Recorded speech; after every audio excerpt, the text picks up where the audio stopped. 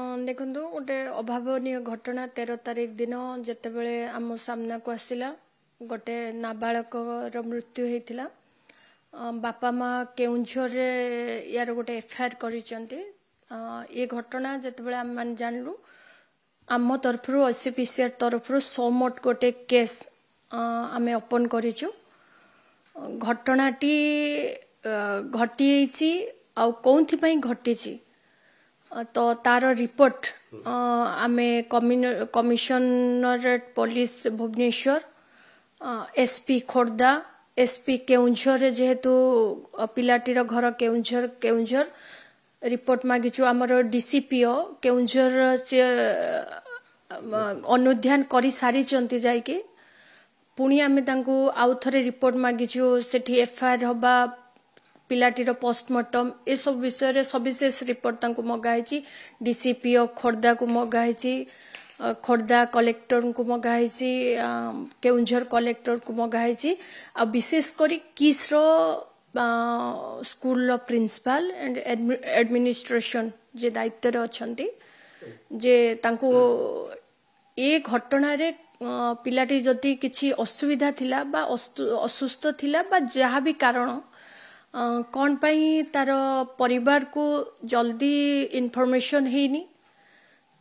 पिला परिवार इनफॉरमेशन पाइला बेल को आसी पहुंचला को डेथ हेची डिले इनफॉरमेशन काहे कि मिलिला तांको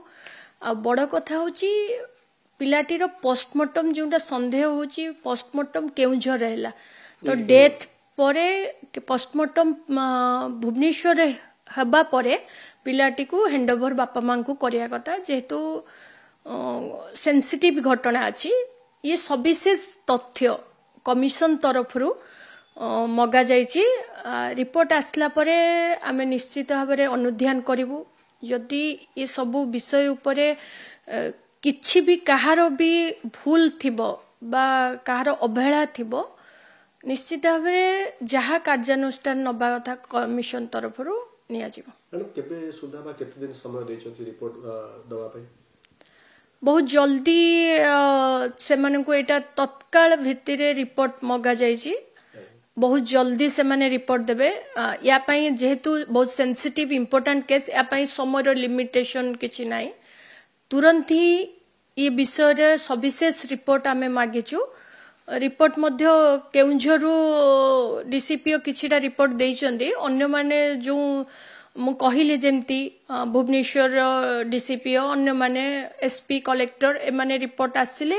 आमे अनुध्यान करके आगु को ये केमिति ये घटना को आमे अनुध्यान करिवो तापरे सविशेष हम विचार करिवो बहुत थर घटना पूर्व अतीतर मध्य घटना घटिला किंतु एबे भी घटना घटुची तो समस्त गोटा कथा रहउची जे प्रकृतिर कार्यानुष्ठान कोन हबो ता केवल अनुध्यान करा जिवो बा सेतिकि रे सीमित रहि जिवो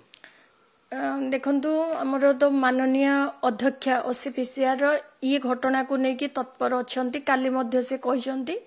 जे हमर गोटे टीम अनुध्यान करिया पई किस को जिवो गला परे विगत दिन रे कोन हेची आमे ता विषय तो आलोचना करबा ठीक नो कोन हेची कोन हबो बट आम आगु को गोटे घटना घटीची बापा माँ कंप्लेन देइसंती जदी कोनोसी अवहेला कारण रु पिलाटीर मृत्यु हेतिबो तो निश्चित भाव में या विरुद्ध रे कार्यानुष्ठान ग्रहण करा जिवो आगुरा कथा होची एनएचपीसी जोटा देइतला पूर्व